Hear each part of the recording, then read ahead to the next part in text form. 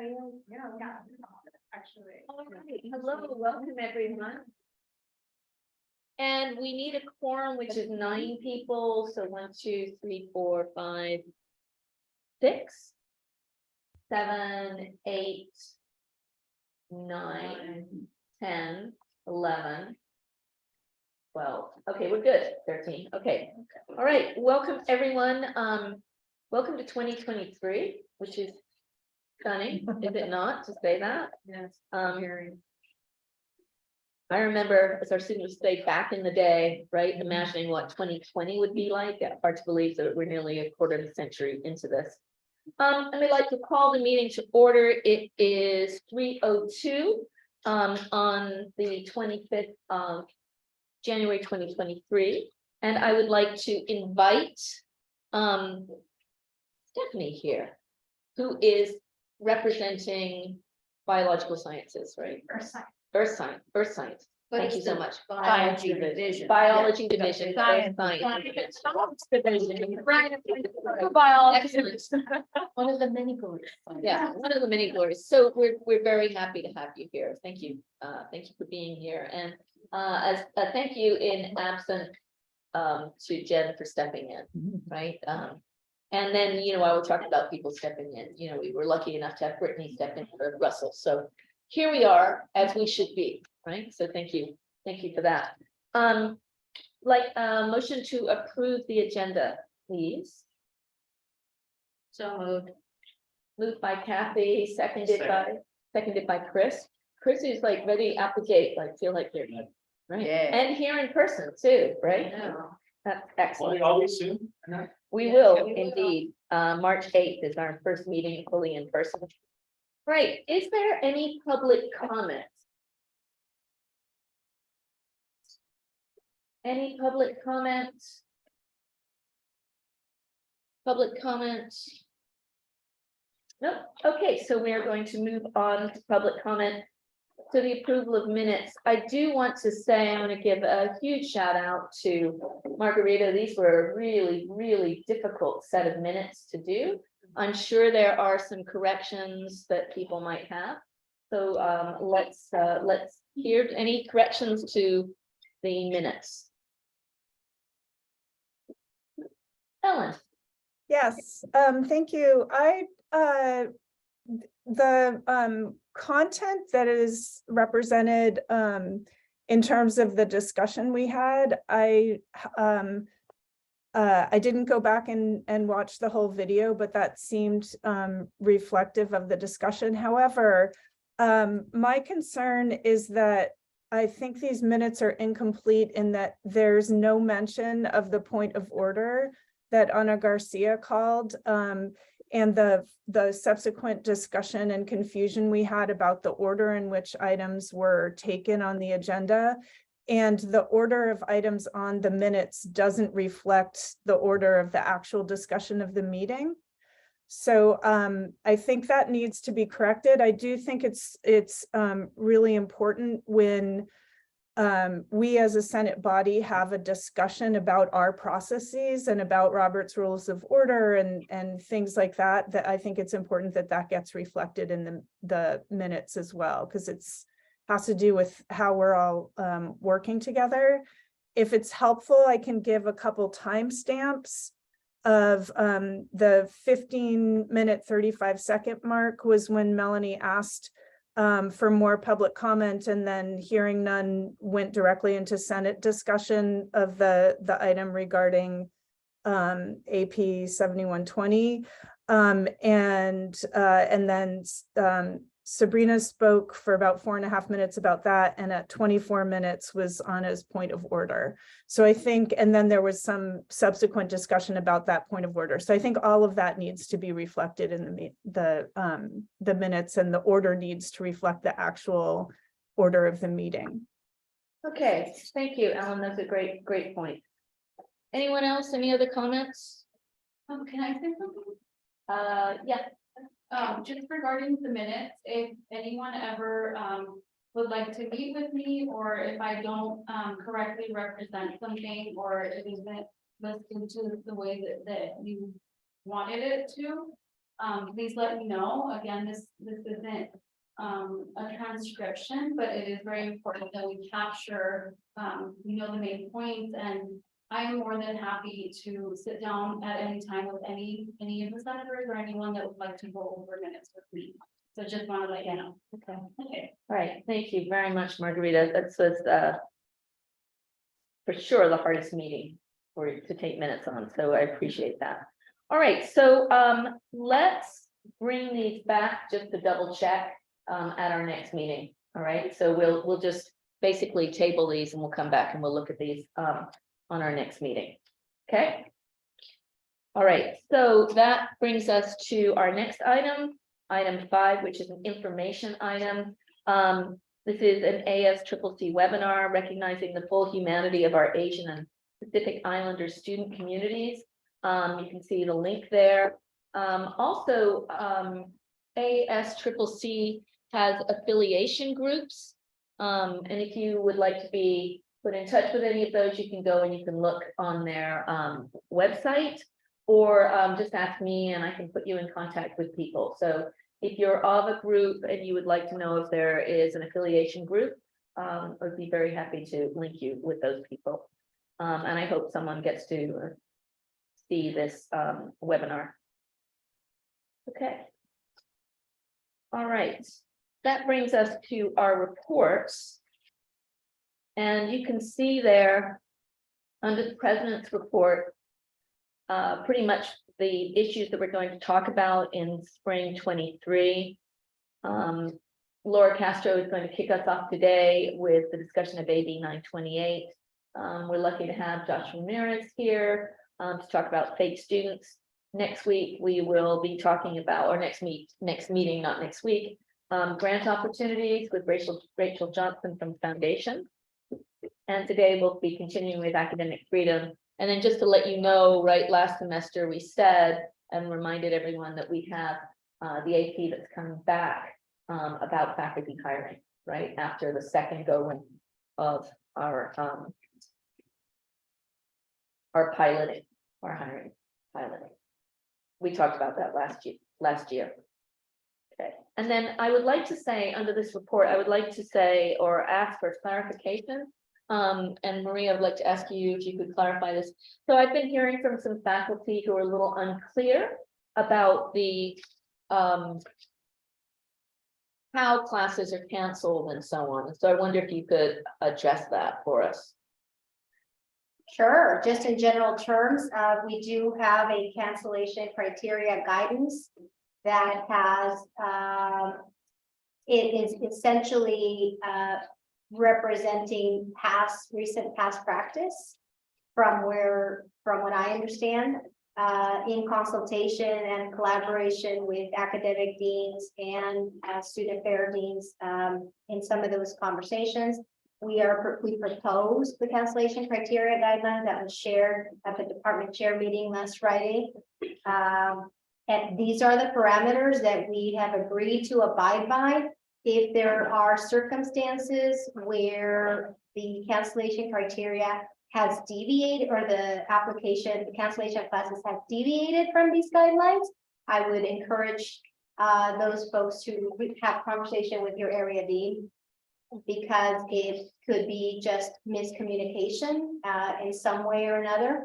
But it may also very well be that I wasn't completely clear, which I'm perfectly capable of doing with my area deans. And so from my end, I'll make sure that I can reassure them that this is the process that we intend to abide by and that we need to be following. So I can certainly remind or restate that in a more clear way to my deans if it's been a miscommunication from my end, and it's just always a good reminder. So I appreciate the question, and if there are any more specific questions regarding the actual guidelines, I'm happy to answer that too.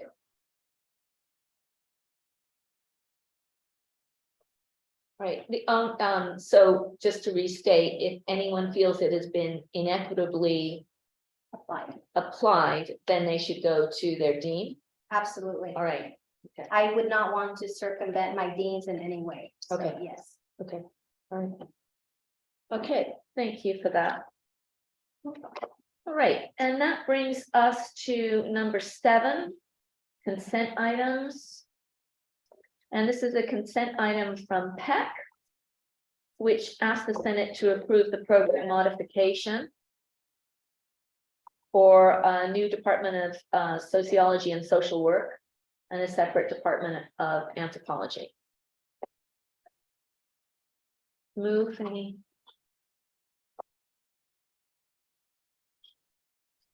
I have a, No discussion, that's just a it's consent. a consent item, so there's no discussion on this. Yeah, I move to approve. Move to approve by Kim. Do we have a second?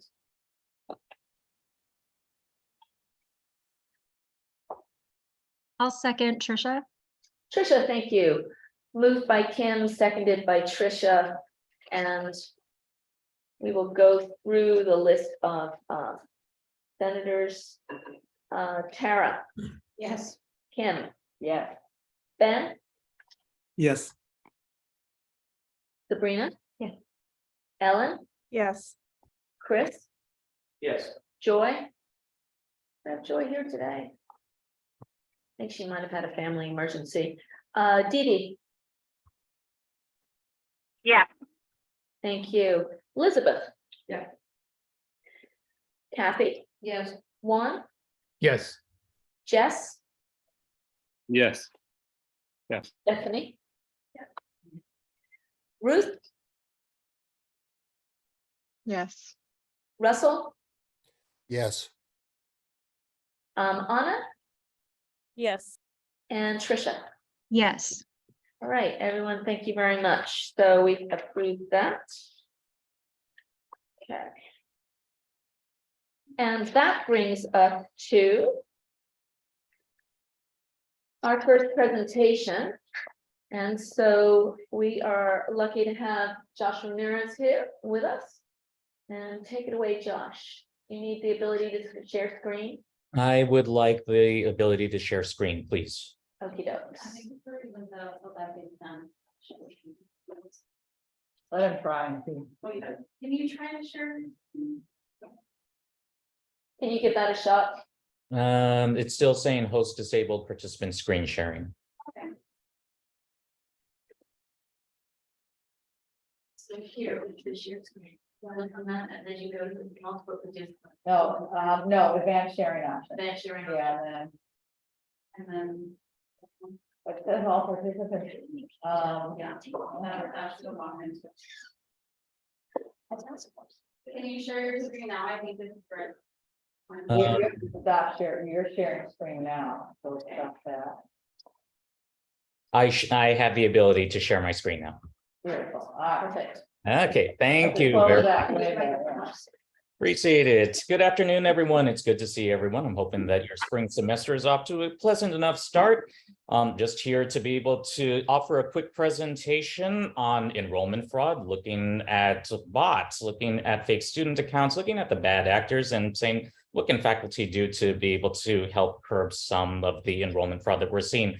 Rob Brown was initially supposed to be joining me. I am flying solo here without my co-pilot, but he has kindly prepared a presentation here just to be able to talk about where we are in terms of trying to detect enrollment fraud and to also give some updates from the state as well.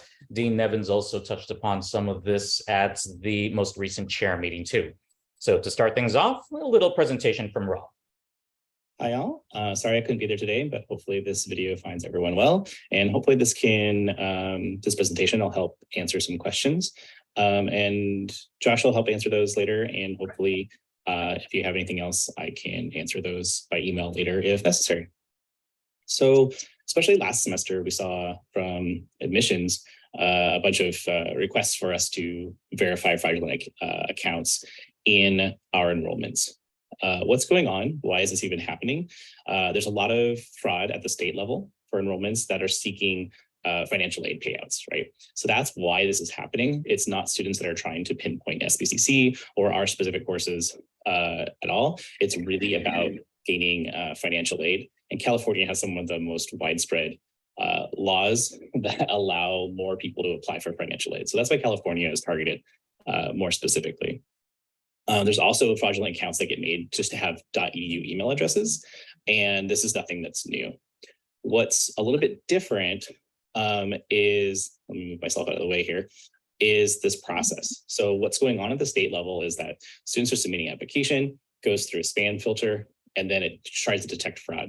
What changed from last time we talked about this as a campus, which is like maybe October last year, to today, is the state of California implemented a process called Superglue, which helps, and that's implemented at the college level, that helps detect fraud at another stage. That wasn't happening at the beginning of fall 2022.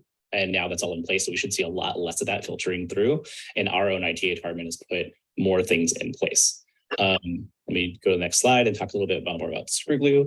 What this is fraud analysis. And it's the data that's in our SIS that is then sent back to the state to try and close the loop and detect these fraudulent accounts by IP address and anything else that it can be verified at. The state's kind of being purposely vague on this, so the processes don't get out, and so that more fraud is less likely to happen, right? So they're trying to be a little bit close-lipped about the details of it. So you might hear about this term Superglue, you might hear even Dean Nevins and IT use this term. Don't worry about it too much. I don't even completely understand it. Just know that it's part of the fraud detection.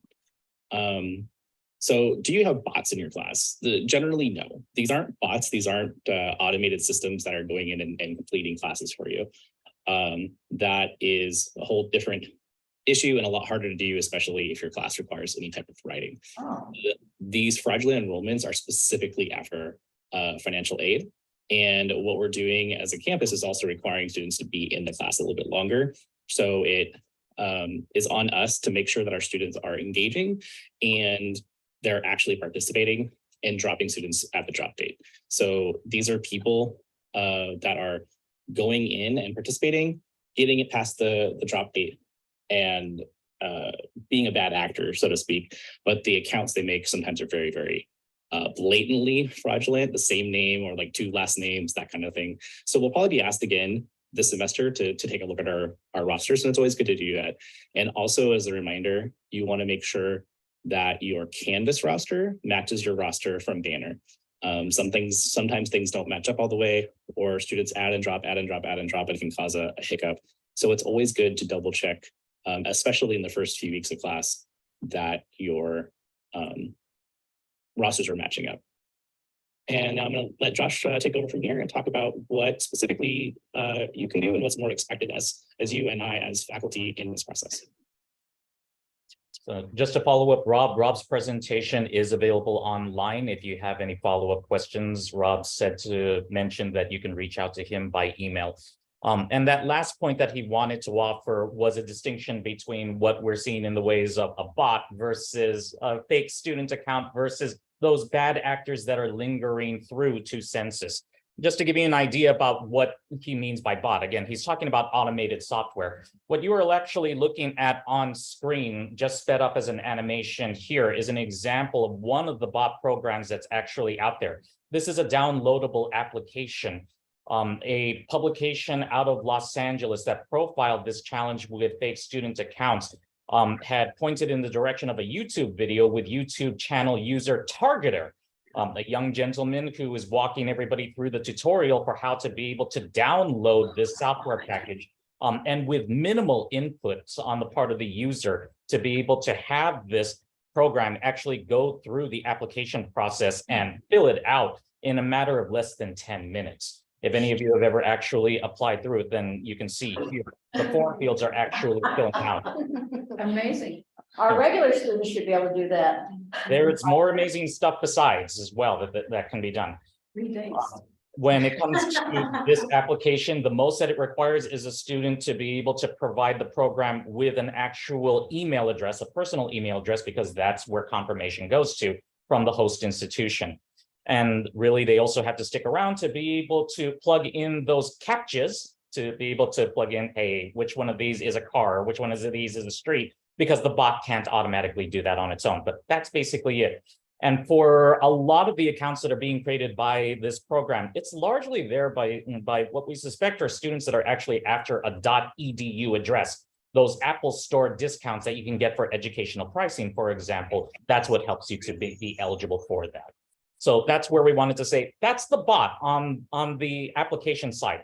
On what's happening in the actual online classroom, which happens to be what is being targeted the most. That's where we're saying there are certain practices that faculty already do that are just good to continue. Or if you haven't done so, or if you need to refine some of your practices for your first week, which we should already do in order to be able to make students feel welcome in our classes, then there are some things that we can recommend. Dean Nevins had touched on this at the end of the last chairs meeting that said that faculty are the last line of defense against student fraud. We do have a lot of people who are looking in on fraudulent student accounts. Largely by also taking a look at any peculiarities that appear in our rosters.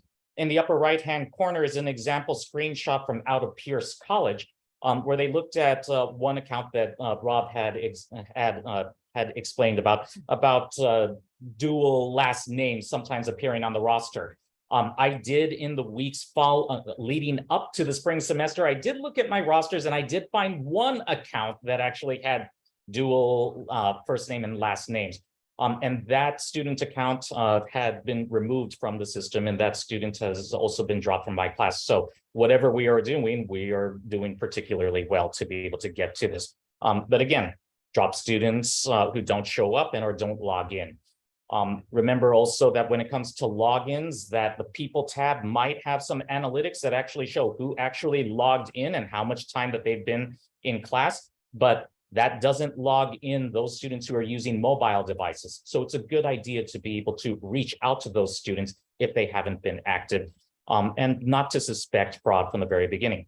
What he's also suggesting, and is good practice for us as well, is to keep students moving through the first week's content. There are some requirements that you can set up in Canvas so that students can mark off when they have done this, when they have viewed that, or when they have submitted to an assignment. And what Rob and I are recommending are the usual week 0 to week 1 assignments that we can ask for students to participate in as a sign that they are interacting with the course. Like, for example, an intro discussion that requires students to post a photo or something personal or reflective. On the photos, we do have students who will, for very good reasons, sometimes suggest that they do not want to post a picture of themselves and to make their likeness known to everybody else. I did have one student who said that she was fleeing from a domestic violence situation and that she didn't want to be tracked by friends of her significant other, former significant other, excuse me, who may have been in the class. As an alternative, we sometimes ask students to present a picture that best represents them, if even in the abstract, and to say, just tell me something about why you chose that picture. On another note, we are asking that with the discussion prompts that they be thoughtful, if at least to be able to say something personal or reflective about yourself for an important reason. I just had my first entry from a student that I suspect was created by AI, by ChatGPT. It's one of the latest concerns that faculty have, particularly in the social sciences and the humanities.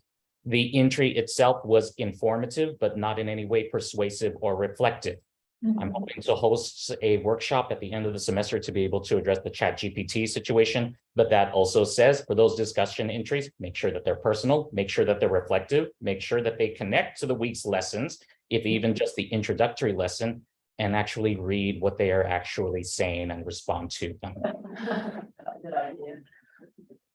An assignment where where students can let you know about their strengths or their concerns for the course. Again, requiring students to post a photo, particularly to their Canvas profile, a syllabus quiz as well, and maybe with one unique item to your syllabus that you do want your students to be able to track down, if even as sort of an Easter egg hunt to be able to search for something in your syllabus for that particular semester. We cannot require students to be at a specific time on Zoom, but we do have instructors who are saying, here's a range of dates and times when I will be available. That way we could require students to be able to come in to at least introduce themselves and say hello, and also to introduce ourselves as well. All good practices just to say, hey, you have an instructor presence in your fully online course and that you want to get to know your students as well. And Rob wanted to offer another reminder. Yes, please drop students, and saying that's probably the first thing that we can do. It's relatively straightforward to be able to reinstate students as long as we are active during the first and second weeks leading up to census. He had mentioned also comparing your Canvas roster to your pipeline roster to make sure that there are consistencies between the two of them. If you are notified of a possible fraudulent student, follow up and make sure that student is participating. And to please, we were advised in our social science division meeting to be able to contact your dean specifically as the point of contact on this one. But we're also saying, don't go out of your way to confront a student if you suspect fraud. Rob and I are in agreement on this one. The one thing that we don't want faculty to do is to be approaching this from a position of adversarialness. We don't want faculty to be at odds or from a position of suspicion over their students. There are other ways to determine student fraud than to confront them. And if you are concerned about your enrollment numbers, something that I had mentioned at the last chair's meeting, it is a concern for our part-time instructors, especially in a period of enrollment downturn. If you have faculty who are concerned about their classes being canceled, if they are on the edge of cancellation, we did have some who were very surprised to find a boatload of fraudulent accounts on their roster, and suddenly, hey, is my class up for cancellation? It's a good idea to stay in touch with your chair, and if it's possible to broach conversations about late start classes or modular short-term classes to be able to shore that up, and also take up an opportunity to be able to pick up some of those enrollments from students who dropped early in the semester, so much the better. And the usual advice as well to be able to reinstate a student who was mistakenly dropped, sending an email to the address posted above on screen, your student's full name, SPCC ID, the course name and number, and the CRN as well, to just reinstate the student. These are guidelines that we hope that we won't have to use as much in the future, but if you think that the problem is persisting into the summer and the fall, I'd be happy to generate a newsletter with these guidelines as well at a glance for faculty in case they need it. I'll stick around for questions if you have them, but happy to be here as well to be able to present on this topic. Thanks, Thank you, everyone. Josh, really informative. Do we have any questions? Can I just add to echo what Josh is saying, so folks can be on the lookout if you're in a similar situation. I had such a high demand to open up an additional section of my online cultural anthropology class because it opened up late. That's where I found 6 people with the first name and last name situation, and I just dropped them all on day one. And so I would recommend doing that too, because if you drop them really early, then we can reinstate them really early if they are real. But because I'm a dork, I downloaded our Excel sheet roster, and they all had the same major, business administration. And they all lived at fake addresses, right? That streets that don't exist in Santa Barbara. So it was easy for me to feel confident they were bots. But I think if your class has been up and running, the schedule, it was on the schedule really early, I think we've caught them. But if you do have one that opened up later, check it. Oh my God, I'm gonna go build it today. Somebody. I'm telling them right now. I bet they're business administration. And Josh, just a follow-up question. I know that last semester we were talking about this being particularly prevalent in late start classes. Is that still true? Yes. That was my impression when it came to the chair's meeting. That question also popped up about late start modular courses. Yes. Yeah, and obviously Tara's point reinforces that. Okay. Thank you, Josh. Trisha, do you have a question? Yeah, just briefly, I was wondering how this was relevant for non-credit classes, because I don't think that people can ask for financial aid if they're enrolled in a non-credit class, but then that's interesting about the student discounts and the filling up classes. But is that something they're looking at too? Like, I was just curious if that was any data about if it's also an issue for non-credit, the fake people enrolling.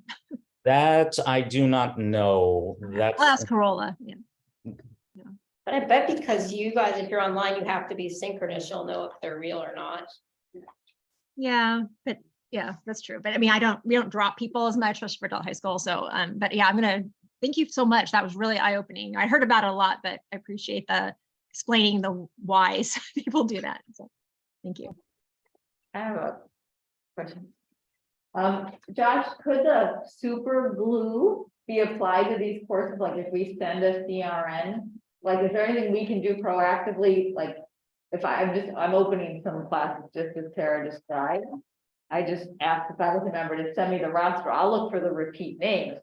But I'm just wondering if there's anything else we can do to flag that, or are you guys already flagging those when you see them get open? Those are being flagged by our enrollment fraud team. We have everyone from admissions and records to IT looking into this. As for Superglue, as Rob had mentioned, Superglue is something that we are trying to do to be able to filter some of the fraudulent accounts out. But the chancellor's office was a little bit evasive about what the actual process was. So unfortunately, that's not information that I know, but that's something that Rob can pass along to Dean if he want to look into that further. Okay, I wasn't asking about super, just like, can we send it to you? Hey, apply your process to them. It seems like they're just going through and Yeah. doing what they can to apply. I mean, the problem is we don't know what the process is, right? Too much. No, that's fine. The whole point is if we had to share a CRN with them that we're worried about, but we're checking them all anyway. Okay, any other questions? No, thank you very much, Josh. We really appreciate it. Thanks, everyone. All right, thanks, Josh. All right, and that brings us to Laura Castro. Laura, you here? There you Good are. afternoon. Good afternoon, Laura. Good to see you. Good to see everybody. How are you guys doing? Total silence, Laura. Let's say that's good. Let's take that as good. Yeah, Am I able to share my screen for this presentation? you should be able to. Okay. Let's see. Can you all see my screen now? Yes, thank you. Okay, perfect. Well, thank you so much. I'm here today to present to you with an update on Assembly Bill 928, which was approved by the governor in fall of 2021 and will have an impact on transfer, articulation, and curriculum in general. Before I go into the details of the bill, I would like to provide you with a brief history of the transfer legislation that has led to the approval of this AB 928 bill. And I want to apologize in advance for the amount of detailed information that is on these slides, but it really is relevant, I think, and really important to our curriculum. So it all started with SB 1440, which was authored by Senator Padilla and approved by the governor back in 2010. That was the Student Transfer Achievement Reform Act, and it called for the creation of associate degrees for transfer offered by California community colleges to provide our students who complete these degrees with a guaranteed admission into the CSU system that offers a similar major. So CSU campuses that offer a similar major to the associate's degree for transfer. The degree will consist of 60 CSU transferable units, and those units are including the IGETC or the CSU GE breadth pattern, which are the two general education patterns that are currently available for our students to complete their lower division GEs before transferring. As you all probably know, the IGETC will satisfy the GE requirements for UC and CSU campuses, while the CSU GE breadth is only approved for CSUs. The 60 transferable units for these associate degrees for transfer also include the major requirements, and the remaining units will come from electives. So adding up all of those three components, we come up with the 60 CSU transferable units. The ADTs are based on the approved transfer model curriculum. And these are basically templates that outline the major requirements for an ADT and are designed by intersegmental discipline faculty for each field of study. And they're then vetted throughout the state. In 2013, Senator Padilla expanded the Student Transfer Achievement Reform Act and authored Senate Bill 440. And this bill required California community colleges to offer an associate's degree for transfer if there was a TMC, a transfer model curriculum in place, and if the college offered a local associate's degree in the same major. Okay, so if we had a math associate's degree and the state created a TMC for math, we were obligated or required to create an associate's degree for transfer in math, as an example. Okay, so then in 2021, Assembly Member Mark Berman authored AB 928, which is the current bill that is up for implementation. And it further expanded the Student Transfer Achievement Reform Act of 2021. And it was approved by the governor and chaptered in October of 2021. So AB 928 is about, I would say, 6 pages long, if I remember correctly. So what I tried to do in this slide is to summarize the most salient points for you. So basically what the bill does is it creates an intersegmental implementation committee for the associate degrees for transfer until July of 2025. And this implementation committee has oversight of all of the ADT programs that we offer throughout the state, all of the California community colleges. It also stipulates that by May of 2023, ICAS, which is the Intersegmental Committee of Academic Senates of the UC, CSU, and California community colleges, must establish a single lower division general education pathway that meets the academic requirements needed for transfer admission into the UC and CSU systems. So as I mentioned before, we currently have the IGETC and the CSU GE breadth. What this bill is requiring in essence is for those two patterns to be merged into one, so that there's only one pattern that will satisfy all of the academic requirements for students to be able to transfer into the UC and the CSU systems. So the new pattern cannot be higher in terms of units than the current IGETC pattern. And that amount of units is 34. And it cannot lengthen the time to degree. So the time to graduation for students to be able to transfer. The new pattern needs to start in the fall term of the 25-26 academic year. And the bill also requires, so this is the curriculum part of the bill, the creation of this singular GE pattern, but the bill also has other components, including the one that requires California community colleges by August 1st of 2024 to place students who declare a goal of transfer in an ADT pathway if one exists for the major that they intend to pursue. So students will have the option to opt out of this ADT pathway in the event that they want to transfer to the UC system instead of the CSU system, or if they want to transfer to a private or out-of-state university. Or if they wish to pursue another path, such as, personal enrichment or a CTE program, they will have the option to opt out. But we have to place them into an ADT pathway if one exists in their declared major. The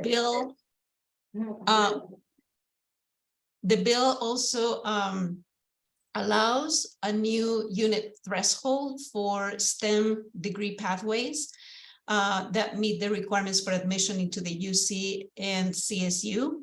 So that additional unit threshold must not be more than 6 additional units. What this is basically saying is that for those ADT programs that are high units in the STEM disciplines, the bill is going to allow students to go above and beyond the 60 maximum number of units required for these degrees.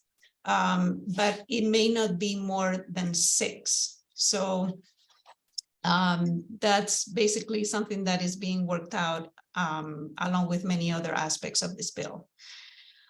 The AB 928 also requires the development of a plan for periodic analysis and creation of additional templates so that community colleges can expand the ADT offerings and offer, additional majors in the future. Okay, so as I mentioned in the previous slide, the Intersegmental Committee of Academic Senates, ICAS, is in charge of establishing the singular lower division GE pathway. And in this slide, you can see the composition of ICAS is 5 members from each of the academic senates from UC, CSU, and California Community Colleges. And what ICAS did is they created a special committee on AB 928. And that committee was composed of 3 faculty members from each of the segments, and then a series of advisory members. So that group is actually the one that came up with the proposed Cal-GETC that we're gonna see in a minute. So this special committee in the spring of 2022 met 3 times to discuss the GE pathway. And after considering different options, they reached a consensus on a pattern to recommend to ICAS. They consulted with students on the name of the pathway, and the students recommended Cal-GETC. On April 25th of 2022, ICAS voted unanimously to approve the proposed framework and then to propose it for vetting into the different segments and the faculty. And that happened during fall of 2022. So this is what the committee came up with. This is the proposed Cal-GETC that, as I mentioned before, kind of merges the IGETC and the CSU GE breadth pattern into one. So the areas that are being proposed are English communication that consists of 3 different subcomponents: English composition, critical thinking and composition, and oral communication. 1 course is required in each one of those sub areas. Then 1 course in mathematics and quantitative reasoning, 2 courses in arts and humanities, so 1 in arts and 1 in humanities. In the social and behavioral sciences area, 2 courses will be required.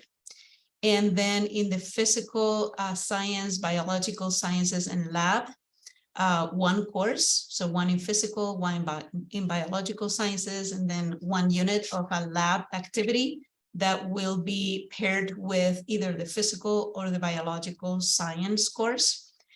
And then the lifelong learning and self-development, which was an area that was part of the CSU GE breadth pattern, is going to be eliminated from the Cal-GETC, and it potentially will be either moved to an upper division requirement that students will complete at the CSU system after they transfer, or hopefully it will become a graduation requirement instead of an upper division requirement. And what the graduation requirement will allow is for our students to be able to meet this area in at the community college before transfer. So those discussions are being held by the CSU campuses and the academic senate, the statewide academic senate for the CSU system. And then the language other than English, that was a proficiency requirement that was in place for IGETC, and it was only a UC requirement. And that the UC system agreed to turn that into a graduation requirement instead of a proficiency requirement.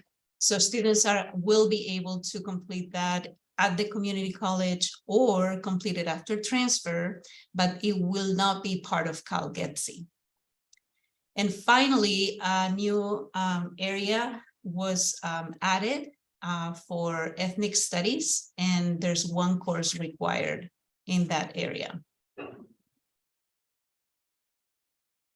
So during their conversations that you see in CSU faculty in the ICAS Special Committee on AB 928, they had to reach some compromises given the differences between the current IGETC and the CSU GE breadth patterns. So in area 1, English communication, the oral communication requirement was CSU requirement only, and the UC agreed to accept oral communication as a new third course required in the English communication area. And there was a condition, you know, that the UC placed on that. They said that the California community colleges will need to revise and strengthen the oral communication courses in order to meet the requirements for the UC from the UC's perspective. So they will create some new core competencies for this oral communication requirement. They still have not published those, and we may have to do some modifications or some revisions to some of our oral communication classes if we want to continue to offer those as an option to meet this requirement. So then in area 3, arts and humanities, there's been the elimination of one of the courses. So IGETC required 3 courses in arts and humanities. And in CalGETC, we're going to see that 2 courses will be required, one in arts and one in humanities. The other difference is in the social behavioral sciences, it decreases from 3 to 2 courses. And finally, as I said before, the language other than English is going to be treated by the UC system as a graduation requirement that students can complete either at the California Community College or in high school through high school coursework in a foreign language, or they can complete it after transfer if they haven't done so in high school or at the community college. Ethnic studies is a brand new requirement. And once again, the lifelong learning is going to be either moving to an upper division GE requirement or could be a graduation requirement. Philosophically, it clearly makes sense to keep area E as a graduation requirement so that students have the option of completing it at the community college. And, you know, more importantly, approved courses in this area include career planning, college success, nutrition, human development, health education. So the type of courses that should be really prioritized rather than delayed. So it does make sense for students to take these classes, this requirement during their freshman year, as the content that is covered in the classes will serve them well, you know, at the beginning of their academic journey. But we'll see what the CSU campuses decide to do with this requirement.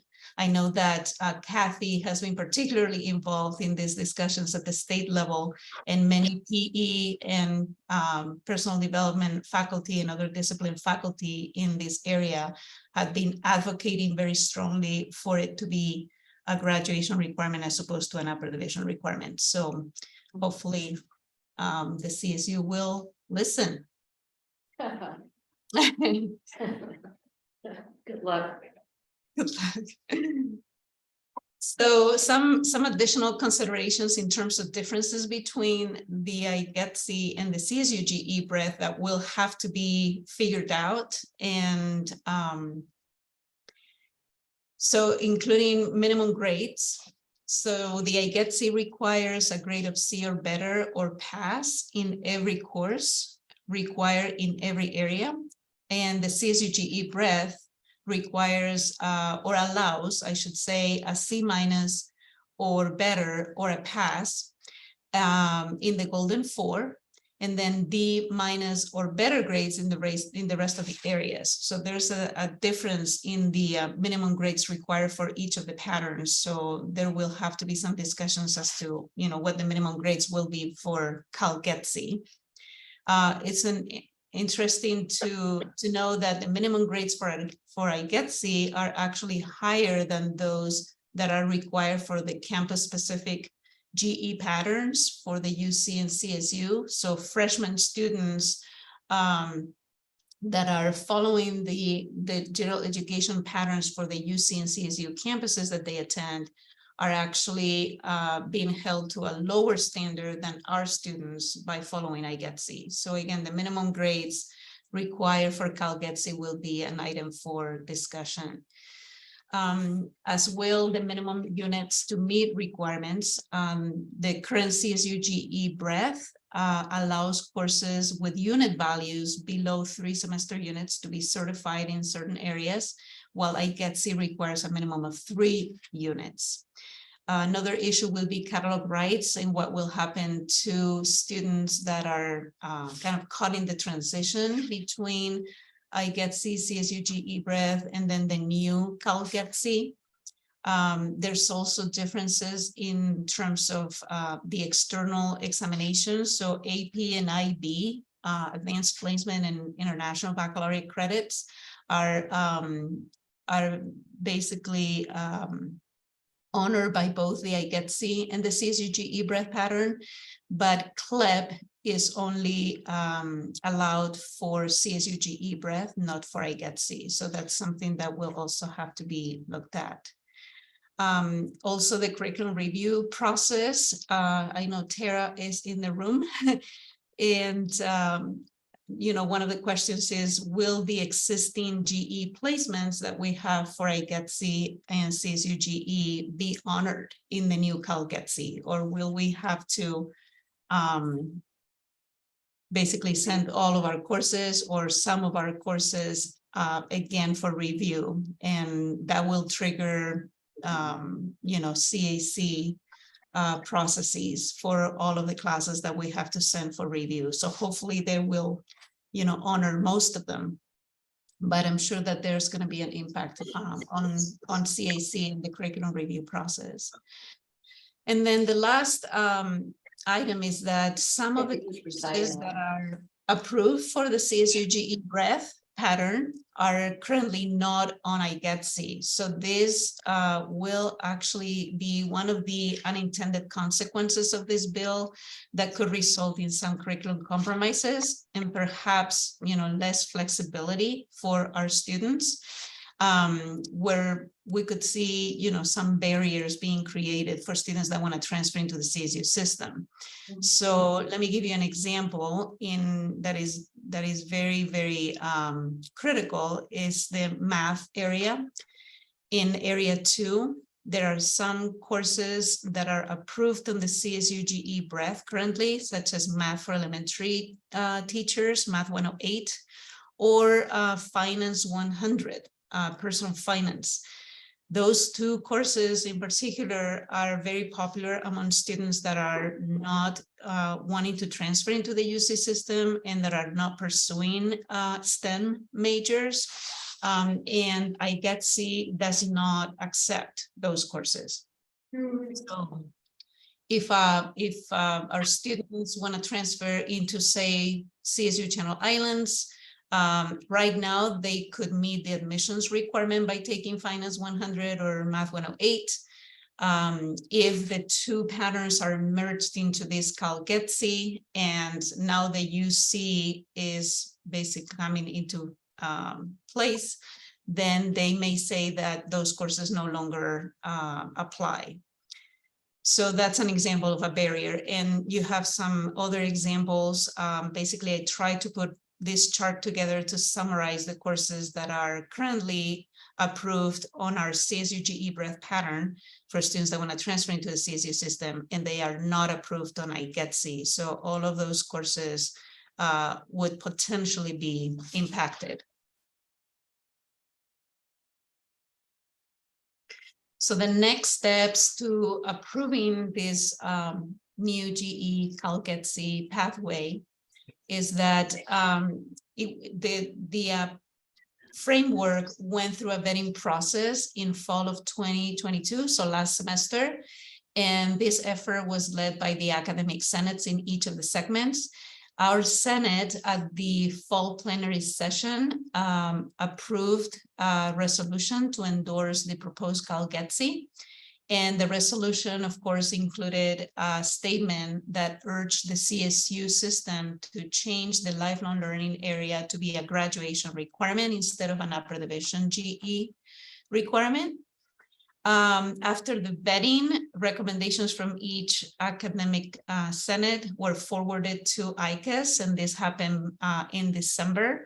So right now, the special committee on AB 928 is going to be reviewing those recommendations and then feeding their feedback back to ICAS. That will happen in February of 2023, next month. And finally, ICAS will look at all of the recommendations or the feedback and determine the final singular lower division GE pathway. And this has to happen by May 31st of 2023, according to the bill. And that is all I have for you. Any questions? I see a question from Chris Kramer. Yes. Hi, Chris. You're muted.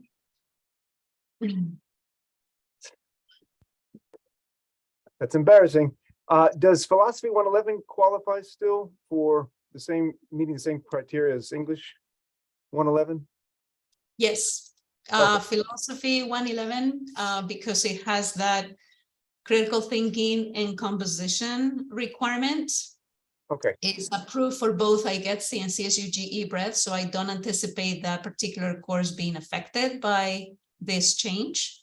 Philosophy 205, however, might, depending again on what criteria they use to define the IGETC, the CalGETC areas. That's something that will have to be determined. We still don't know because we don't have the standards. They still haven't developed that criteria. Thank you. Mm-hmm. Yeah. I have two questions, and thank you, Laura. I'm so grateful we didn't have to read those 6 pages of legislation. And this is wonderful. Thank you. I had a question about the second endorsement of the ASCCC fall plenary when they urged the Cal State to change the lifelong learning and that second one there, to be a graduation requirement instead of an upper division. Does that then allow it to happen at the lower division, even though we have issues about unit? Yes. Okay, I just wanted to be sure that's what it meant. The problem Yeah. is it hasn't been approved yet. They're still in discussion. But our Senate is hoping that happens. So my last question then is, I noticed that the English 110 freshman English was listed as 3 units. And then that got us to that total of 34 units. Are we going to have to deal with the fact that our English composition course is 4 units? Yes, we are talking about minimum number of units. Okay. And the intent of the bill is to have a 34 unit pattern, but we do not have any courses approved currently in the math area, in the IGETC math area, that are less than 4 units. Right. In the same way, English 110 is also 4 units, but this represents minimum units. And there are plenty, if not most, community colleges that have 4 or 5 unit courses particularly in English and math. So it's So- minimum, not maximum. That was what I was wondering about. Okay, perfect. Thank you. Yeah. And going back to your previous question about the lifelong learning, the intent is to have this requirement be a graduation requirement similar to what is currently in place for the American institutions requirement. So students, in order to graduate from the CSU system, they have to complete an American history and a political science, American government class. Those classes are graduation requirements, but our students have the option of completing those classes at the community college if they choose to do so. So with the lifelong learning, the intent is to have the same option for students.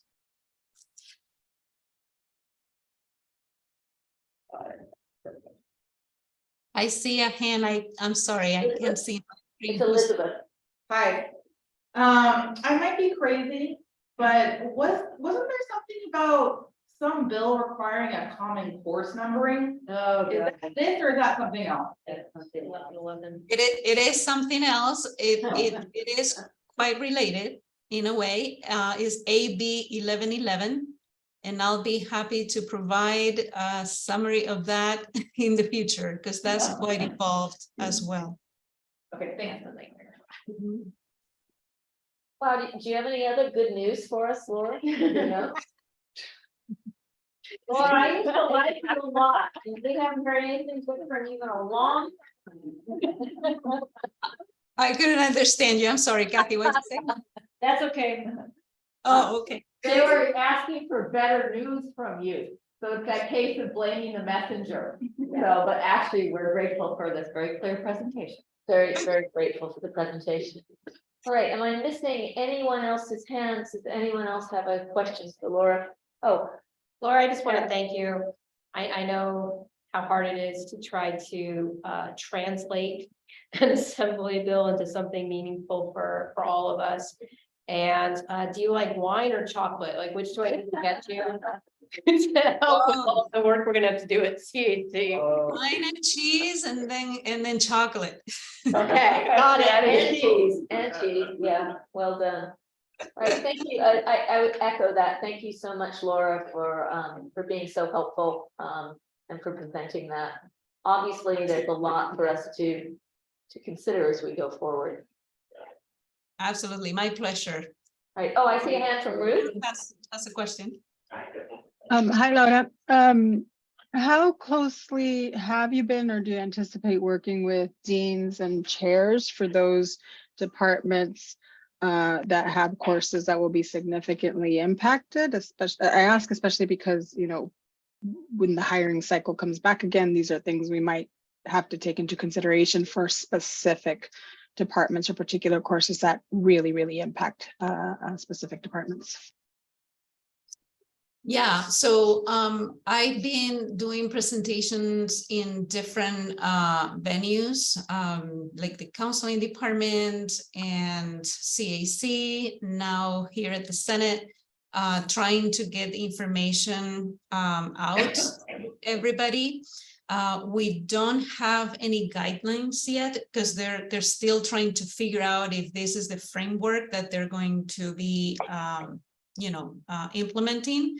So until we have, that final decision that will be made by May 2023, I suspect they're not going to be writing any standards or guidelines as to what courses will qualify for each of the areas. The intent behind this presentation was kind of to point out the differences so that we are, starting to get familiar with what could potentially happen, because the UC systems in some of these courses are not on the IGETC, and they tend to be practical and applied as they qualify them.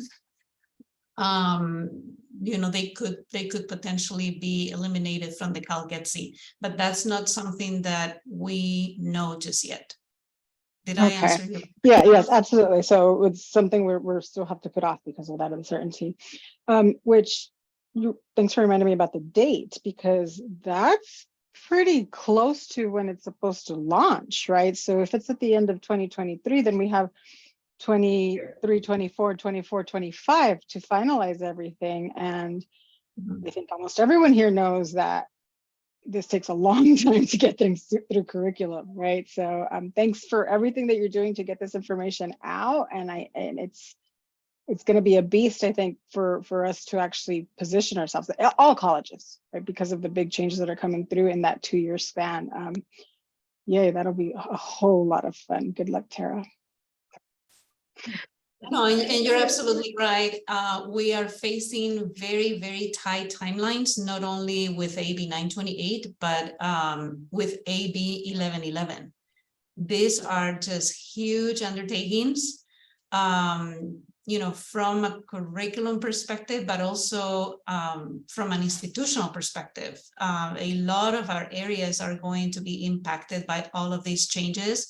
And unfortunately, legislators, they really come up with well-intended bills, but are very out of touch, if I may say, with the reality of implementing all of these initiatives that are, you know, supposed to be, like I said, well-intended, but they're very, very involved. I mean, with the common course numbering system, there are so many different issues and so many departments that will be impacted, not just curriculum, but student support areas, you know, admissions, IT. We have to basically kind of reconfigure all of our systems. And the timeline for AB 1111 is even tighter than AB 928. And that has been something that has been, you know, brought up to the legislators, but the governor still signed those bills. And here we are trying to do our best statewide to implement this in the best way possible for students. Laura, what is the timeline for 1111? 2024. Wow. Spring We're still working with, you know, our chancellor's office is still working with a consulting group and looking at different models from out of state on how to do this, you know, course in the implementation of this common course numbering system. So the CID, just to give you a preview, CID will probably be used as a foundation, but there are so many issues with the CID review process and even with the courses that have been approved for CID, because they're just not necessarily equivalent. They're not the same course, even though they share the same number. But anyway, I don't want to get into the specifics of that particular, because I don't want to be taking up your time, but I'm happy to come back and kind of give you a brief presentation on that. Well, we just can't wait for that, Laura. I'm sure. Please don't kill the messenger. No, absolutely not. I echo what everyone has said. Thank you for such a clear presentation. It's a really, really difficult issue. Any last questions? Is that a hand, Ruth, or that's just a I think that's our hand on the screen? That's a cursor. Okay. All right. Thank you, Laura. You're free from us now. You're very welcome. Great to see you all. Bye-bye. See you. Bye. Wow. Well, that was absolutely sobering. Discouraging, isn't it? Discouraging. The good news is we're going to talk about academic freedom next. So Oh, great. Great. yeah, good segue. And actually there is a segue, because one of the things that Laura mentioned just at the very end there was that idea of well-intentioned legislators. And that comes up in today's presentation. So yeah, we'll start that right now. And this is under discussion and possible action, just so you know. So this brings us to 9, discussion and possible actions, so.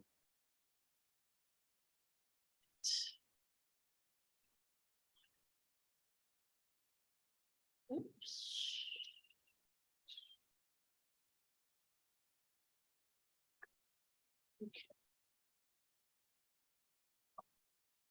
That actually has to get into our meeting this way. Yeah.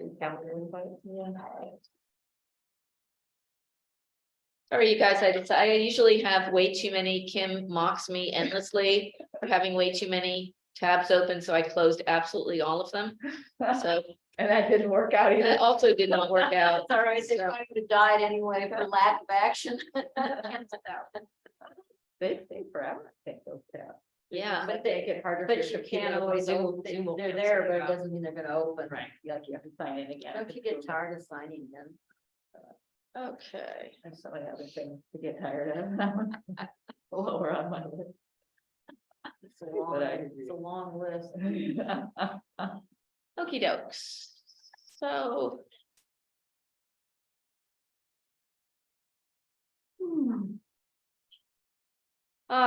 Hooray. Right. Slideshow. Why? All right, so here we are, academic freedom at SBCC. Let me come here, play from start. So last time when we were talking about the general overview, and today what we're going to be looking at is we will be looking at some examples. And I want to thank Steering for taking a quick look at this, and Trisha in particular for saying, can you give us a quick overview of this? Because as I warned you guys, the slides are really dense. So as I said, part 1 there is focusing on the historical definitions of academic freedom, and part 2 focuses on the approach to academic freedom suggested by ASCCC and some specific examples. I think it's really important to say that what we're looking at here is, as much as possible, a non-politicized view of academic freedom. So in the very politicized view, I think most people are aware of, academic freedom is exclusive. You cannot tell me to do this. It's often seen as an opposition to DEIA. And what we're looking at and what the ASCCC is emphasizing is a different approach, an approach that's inclusive, where academic freedom is neither left nor right, neither progressive nor conservative, but rooted in the assumption, and this is why we did this last time, that faculty, regardless of politics, are experts who know, I can't put this over here, experts who know and understand the material in their fields. And it recognizes the active incursions made by legislatures on faculty expertise and control over the curriculum. And you can see that this is sort of a link to part of what Laura was talking about just now. So academic freedom and/or versus DEIA. This is material from bipartisanpolicy.org. And what they're emphasizing is that schools should carry out a commitment to academic freedom alongside newer DEI initiatives. And this is what I'm trying to give you here are just some examples, some things to start to think about as we start to move towards what we might like. And here in the middle, they talk about how the school is doing a First Amendment commitment to First Amendment rights for everyone on campus, for students, faculty, staff. Everyone is trained on that at the beginning of the semester. Okay. All right. So here's some joint issues to consider between DEIA and academic freedom. The Bipartisan Policy Center emphasizes that equity and inclusion and academic freedom are compatible. And at the bottom there, just to emphasize this, one of the things they're stressing is how much administrators have to do to ensure that co-commitments fit into the overall mission of the school. And it strikes me that one of the things we're talking about right now is with strategic planning, is that strategic plan. So which we're thinking about, how do we live the plan? Maybe academic freedom is an issue of how we live that plan. Okay, CAC, equity, academic freedom and action. And over on the left, I think we have a really great quotation from our own Noble Tara Carter in a slideshow that she presented to CAC on the 5th of December. So curriculum is one area where we can disrupt this false dichotomy by the false dichotomy is in the one thing as opposed to the other, by squarely focusing the conversation on tangible actions and outcomes that highlight the harmonious relationship between academic freedom and equity in our curricular practices. I think that's exactly what we're after. And then over on the other side, you see Alex Sternfield Dunn's comments to the University of Kansas, where he is pulling in from that AAUP 1940 definition that we talked about last time, bring a variety of voices onto campus, engage in rigorous debate, promote the core values of a university, and then, and this is, I think, really important, not be silent when hate speech occurs on campus. So one of the questions, though, is how do we define what hate speech is? This is just a review from the last slide. I just literally imported it in. And the other thing that I would emphasize here is academic freedom is concerned with the quality and context of expression in order that it may contribute to both the academic discipline and the public good in the pursuit of truth. Okay, so that all sounds great, but what happens when we take these ideas and export them into the real world? So I have two different examples here, one from Florida and one from Minnesota. This starts with the one in Florida, and this is ProPublica's article. So you can see there, muzzled by DeSantis, critical race theory professors cancel their courses or modify their teaching. It talks about vulnerable faculty, and vulnerable faculty, obviously adjunct faculty, but also untenured faculty. And the legislature there was trying to argue that certain topics such as critical race theory are political indoctrination and shouldn't be taught. So the key takeaways from that article: the fear of attack often leads faculty to, and I would put that in, scare quotes, quotation marks, voluntarily withdraw certain classes. That fear in turn limits course offerings. Students in turn are not exposed to certain ideas, and state political incursions into curriculum spread fear and self-silencing. Okay, so if we go make a diagonal line across the country, we can land in Minnesota, where we have art history, academic freedom, and representation. Excuse me. And I'm guessing a lot of you know about this, the Prophet Muhammad painting. The professor followed pretty much what we would consider absolutely the right way to go. She placed warnings on her syllabus. She repeatedly made warnings verbally in class. She was aware that the picture could offend some, as it said there in key takeaways. She provides these warnings. She's still reprimanded and lost her contract because, oh, in the great irony that is humanity, the school was afraid that this would blow up in their face. So they decided to be proactive, and it blew up in their to ensure that it blew up in their face. Proactive in the wrong way. Yeah, exactly. Yeah, proactive in the wrong way. And she's since been reinstated. And I think it's important to stress there that there's a tension between the feelings of some of the students and the requirements of the field. And the article details the importance of this painting.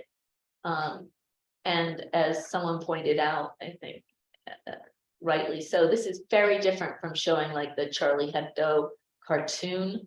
This is I think it's a 15th century painting, and important to the field. So that takes us back to that question of being experts in the field.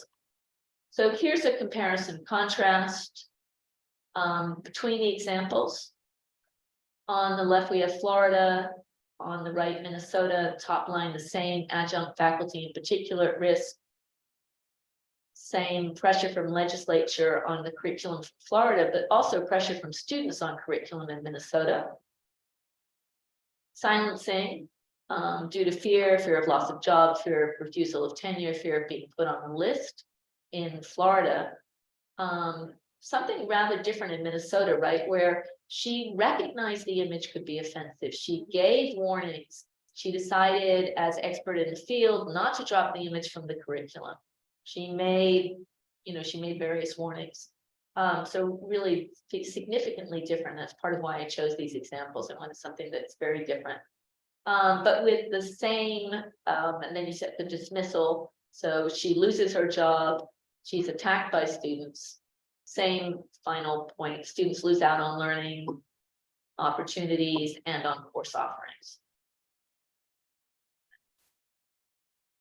Okay, so over here, we've got some nuances that I would like to raise.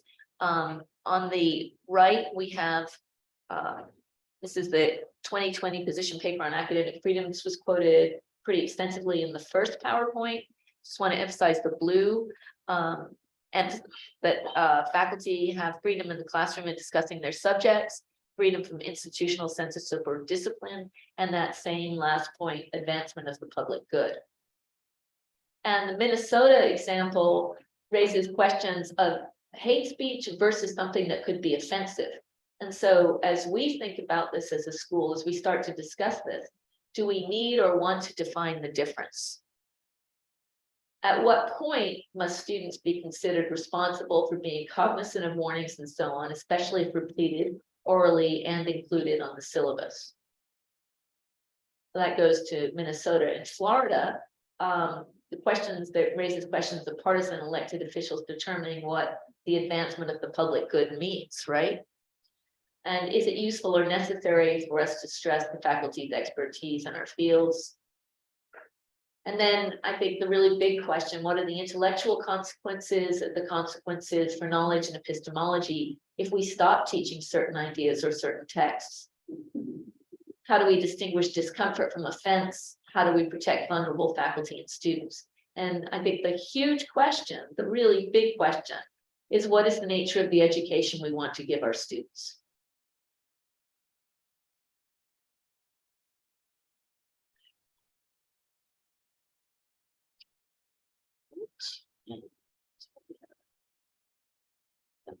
Okay, there's a great page on academic freedom from Golden West. I'm not going to click on it. I would like you guys to click on it and really take a chance to look at it. It has great, and this is another shout out to Trisha who found this, very clear examples of what is and what is not an incursion into academic freedom. It includes a syllabus statement, stressing that idea as being experts in the field. It includes a link to their contract, which is negotiated by AFT. It includes their BP, and it includes an adjudication procedure. That's cool. It's very, very cool. I looked at a lot, 15, 20, maybe more, and no one's was as robust as this and as clear as this and as useful as this. You just go to their site, type in academic freedom, it takes you straight. This is off of the Academic Senate page. So it's really impressive. And it gives good examples. Does give good examples. Yeah, of what it is and what it isn't. So now we're down to like our last two major slides. Content summary of part 1 and part 2, right? Why now? The ASCCC plenary, increasing efforts to silence opposing viewpoints and therefore needing to stress this. And also coming from a DEIA perspective, that these are not ideas that are in competition with each other. And that's what, I think Tara put so eloquently in her PowerPoint. In the middle, academic freedom is concerned with the quality and context of expression in order that it may contribute to both the academic discipline and the public good in the pursuit of truth. This is this 1940 definition, and almost everything I've looked at that is referenced one way or another. Is sort of in the gene of academic freedom. Refusing the opposition, which I just said, and then the last main point from part 2, that free expression must be built on a foundation of DEIA. It is inclusive and not exclusive. And then an action summary. So what I would like you to do is for you to bring to your divisions the 2 articles in this presentation and have you answer questions. And at steering, we thought that what we could do today is create those questions, write those questions so that everybody has sort of buy-in to these ideas. Bring those questions to your division and then bring those questions back to Senate. Then some questions for you. If we put academic freedom in our contract, then should we meet with FA leadership? The FA has been at work on revising evaluation. They're going to present something to the Senate in February. The Senate could look at the recommendations from an academic freedom perspective. In the short term, the long-term goal, right, is that hopefully by the end of this semester, we can manage to have an AP about academic freedom. Short term is maybe we want to draft a resolution to bring back to divisions for discussion. Do we want to ask professional development to consider the DePaul example of having training for everyone? Do we want to go to various committees and see what they think academic freedom looks like within their purview? Like the AP committee? Yeah, definitely. Look at it. Yeah, and I'm talking to them tomorrow. And then we will, and then my thought is that after senator and faculty input, we will send the material we have to AP to draft a policy. And then the last point there, that academic freedom is pragmatic, right? It's easy to say, oh, this is just, you know, some abstract idea, but I think Minnesota and Florida show you it's absolutely not. It's absolutely pragmatic. It's a principle whose concrete enactment affects all of our daily lives on campus, right? Every day. And more now than ever. More now than ever, yes. So there's a possible timeline, and I went for an italicized font on that one because it gives you that sense of speed, you know? Because it's slanting. Because it's slanting. It's the 2023 blockbuster movie, possible timeline. Yeah, I know it's fast, but as we seem to see from Laura's presentation, everything is moving very quickly right now. So I think it's really important that people start to hear from you as senators about this on a regular basis, so that, you know, we don't get towards the end of the semester and people say, you've been talking about what? You know, it's the first time I've heard of it. Undoubtedly, someone will say that, but you can show them the string of emails or whatever it is, right? I think it's really important that everyone is informed and that we gather their ideas and their reactions. Can I just ask a quick clarifying question? Yeah, can I just finish the timeline? And then we'll go to- You're a page ahead, so you're speeding through under possible timeline. Only because I have to leave. Yeah, okay, so you guys can read the rest of this. I know it's fast. I'm not expecting that we'll actually make it, but I'm just trying to sketch out, you know, the impossible timeline. I don't think that we're going to get there by March 15th, but I do think that we can get there this semester, especially if everybody's going back. And then the last slide is just the links to the resources that you have there. Okay, questions, Kathy? Are the 2 articles you're discussing, the slide 7 and 8 articles that you want everyone to read? Yes, please. That doesn't include the rostrum article. It doesn't. The rostrum, all of that is there as an option, but the 2 articles, the muzzled by DeSantis and the professor showed a picture. That I dropped that in as a gift onto the slideshow. So that should open up, and then it does. And then library also should have access to that too. The picture didn't show up in the article. I couldn't find the picture. I looked through it. It's a link, there's a link, there's a link yeah. in the, Okay. yeah, there's. Okay, Any questions? Excellent, really good work. Thank you. Really appreciate it.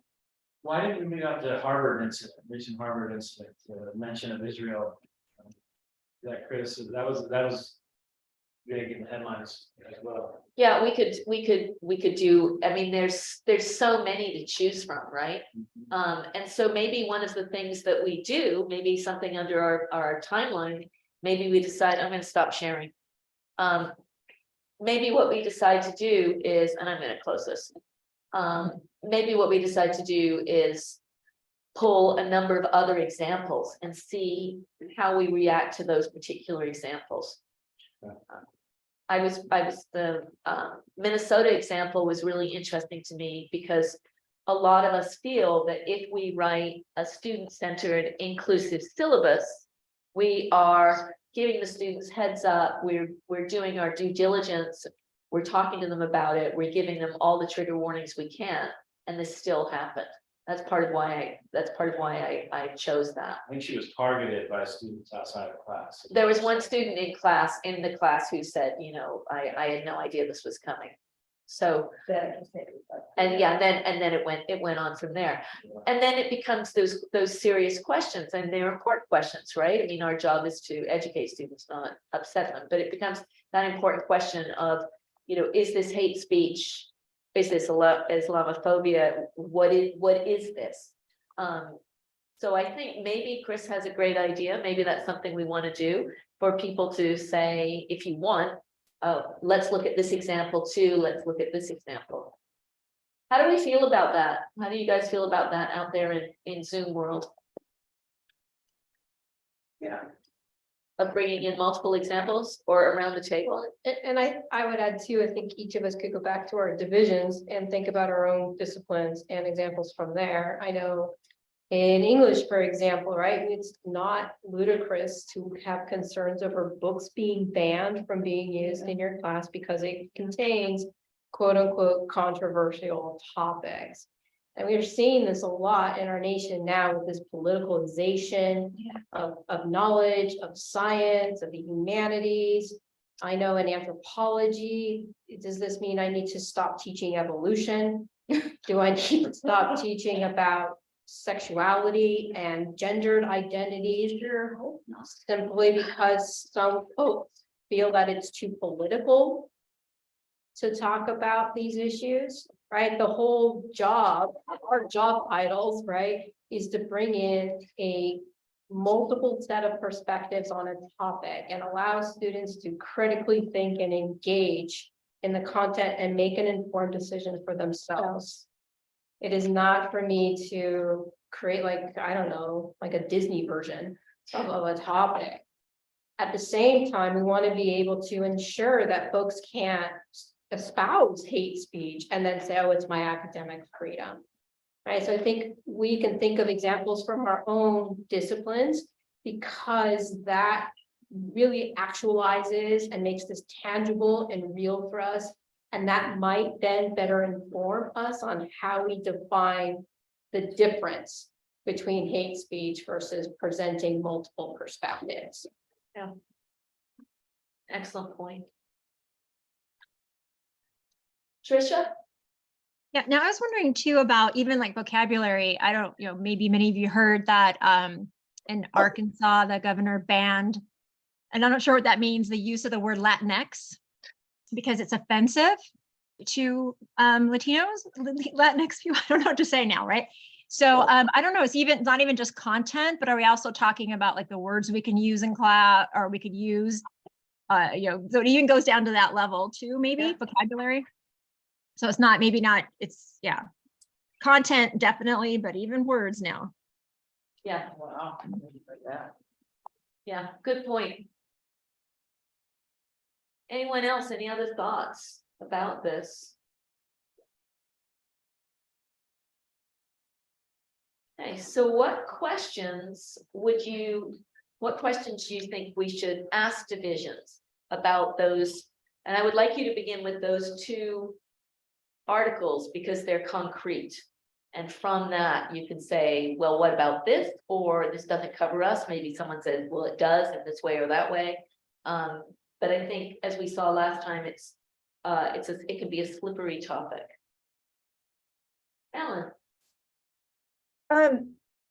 I have some concerns about focusing too much on a couple case studies, so to speak. I think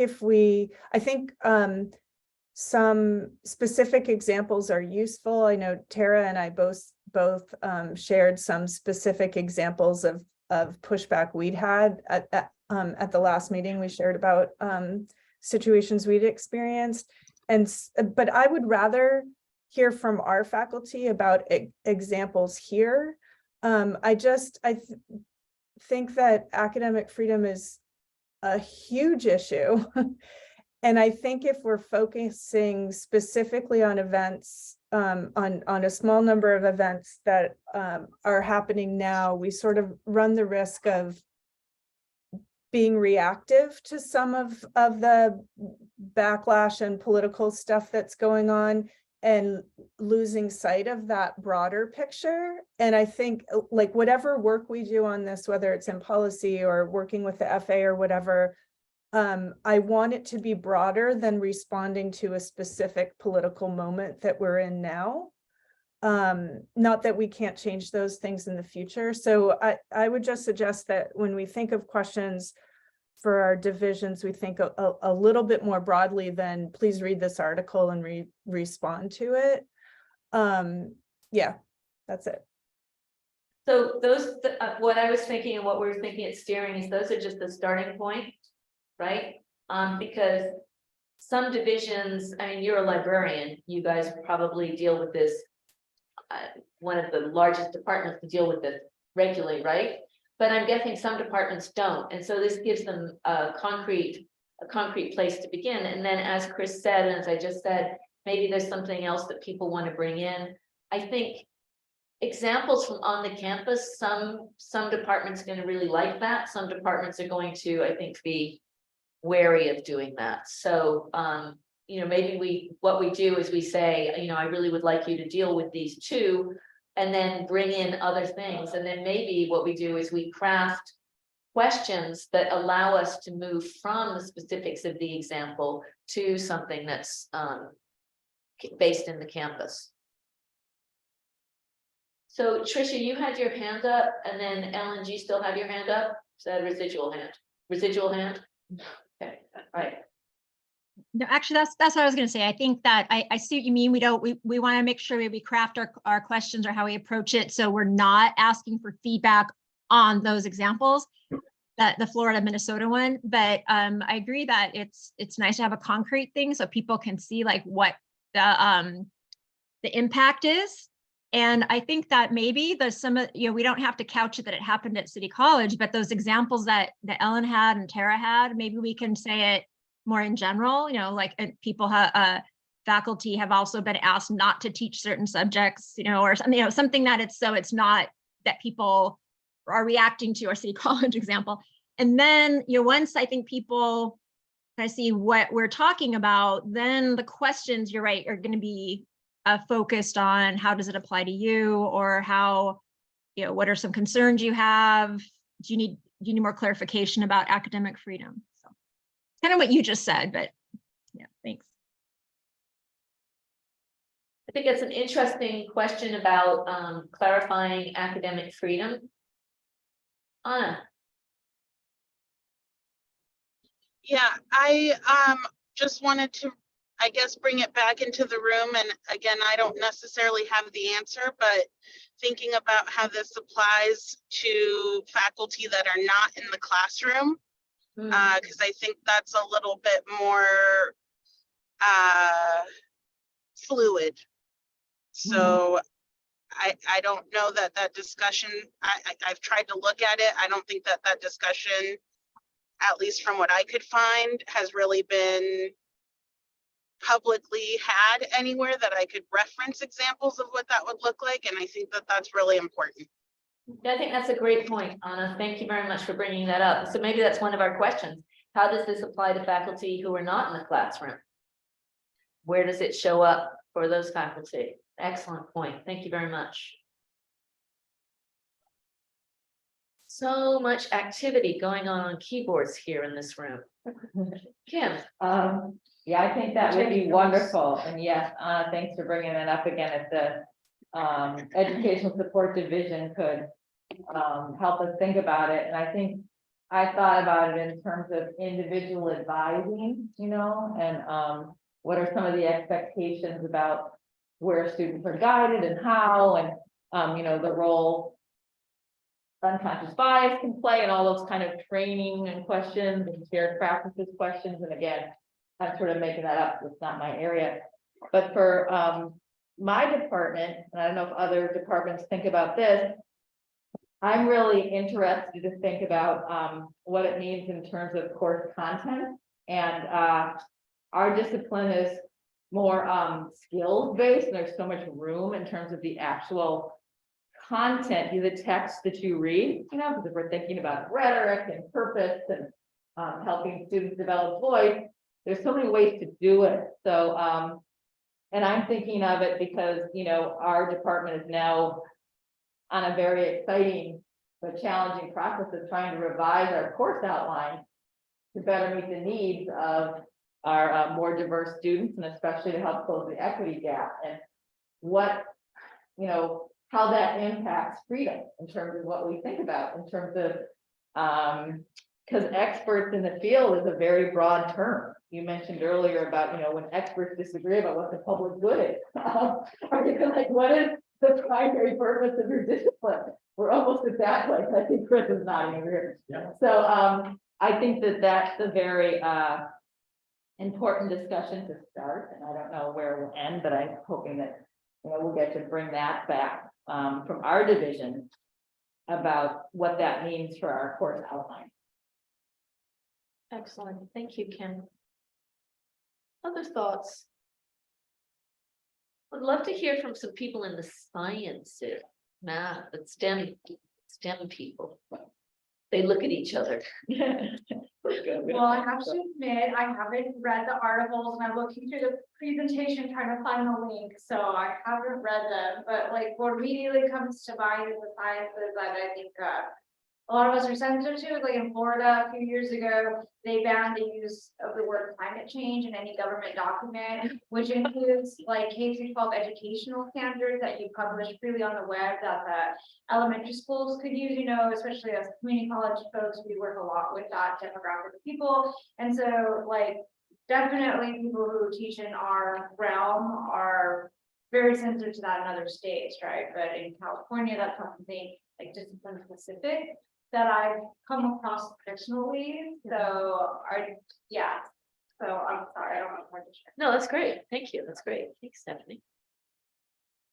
Yeah, I think the only thing I could think of is when Kim mentioned the course content thing. I don't personally teach stats, but I know there's a big push to like include real world examples and like current data stuff.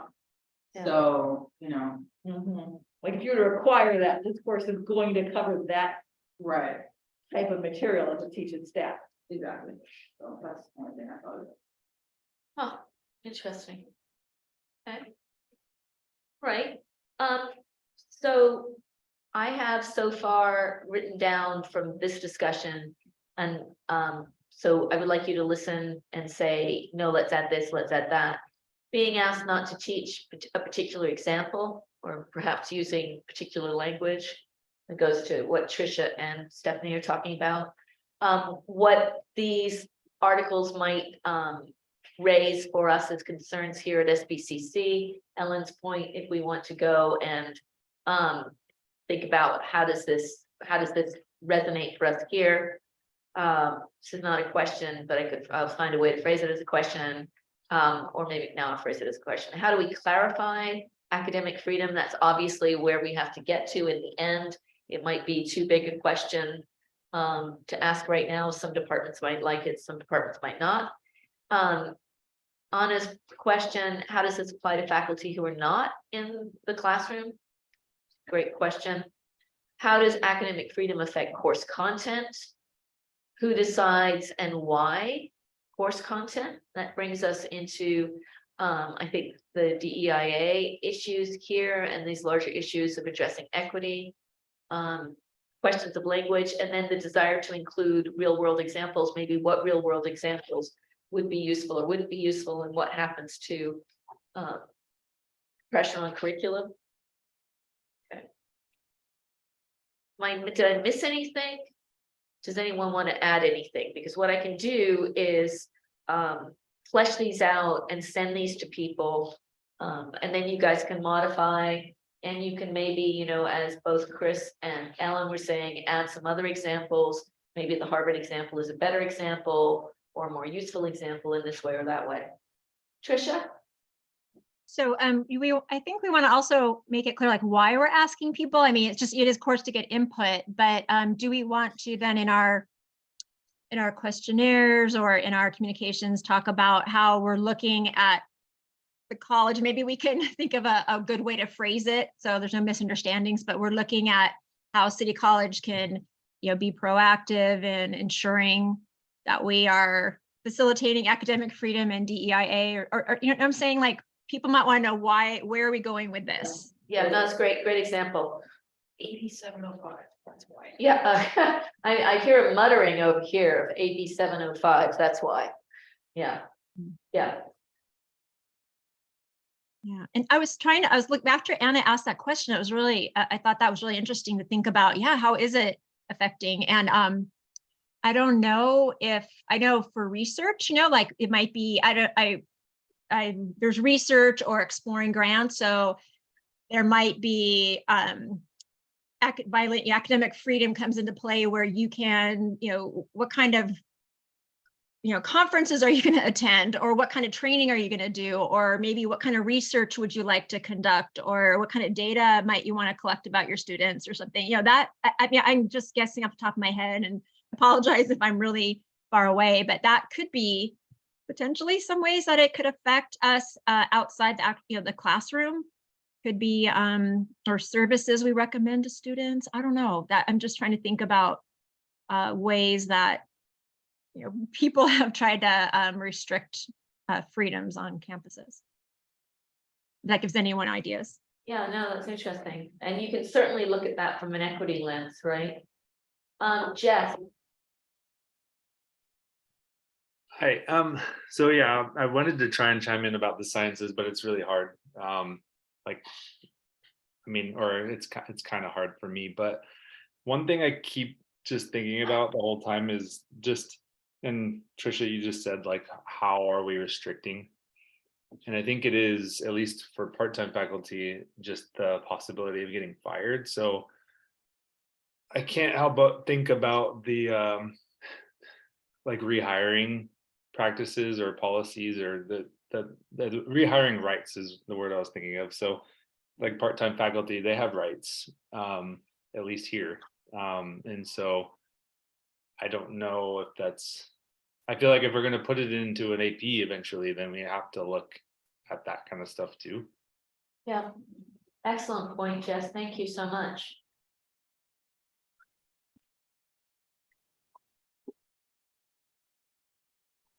Anyone else? You just remind divisions to share the link to with the Golden West. Oh, yes, and please share the link to the Golden West. It's in the PowerPoint. And when I send you these questions, I will also include the links to the 2 articles and to the Golden West. And as senators, I beg you to take a close look at that Golden West example. It's really, really good. So are we asking divisions if they want to, you know, if they overall like it, have anything they think left out? I mean, are we sort of asking for a little evaluation of that too? We can ask that. I think it's a little early to get to that. Personally, I think we need to sort of work through. Okay. That's the idea of the examples. I think we need to work through the examples, or when you think of better examples or local examples or something like that, so that we really have time to sit with what this means. And then I think we move to, yeah, let's use this. But I do want you as senators to certainly look at that and see, because I'm sure that like every Wednesday night, Thursday night, you're like, let me sit down, relax, kick back and check out another academic Senate page. Hundreds of colleges, which Senate page is coming up for my evening activity. It's better than reading assembly bills. It is better than reading assembly bills, and that is really a list important to compare. Yeah, it's a really, really bad list. Okay. But I would like you guys to look at it because it's just so good. And then, really just made me think I'm gonna go to another college and see how different the pages are and how unhelpful some of them are. Stunningly unhelpful. So we don't have one, but in some cases, that's almost better than some of the ones I read. Hey, Jess, is that a residual hand, like Ellen's residual hand? Sorry, yeah, it is. Okay, Jess, thanks for that. All right, well, with that, I would like to suggest, are there any other comments? Well, just one little thing. Are we gonna be doing like trying to go for a single question? Like we're gonna generate questions and then maybe share that out with our divisions. So when we get the results, it'll all kind of be in the same page, or are we individually as senators gonna kind of tailor our questions? I'm going to send you some questions and I would like you to feel free to add some, but I would like to get some. I think it's really going to be useful if we all have the same questions and get back, different responses. And then if you want to add, 2 questions that arose in counseling, that arose in, business, that arose in English, that seems to me fine. But I don't, if we just say like, hey, I have a niece who's like, hey, so hey, hey, let's talk about academic freedom. I think that's why we had the first part of the slides. It's just, it's looking for something in deep fog.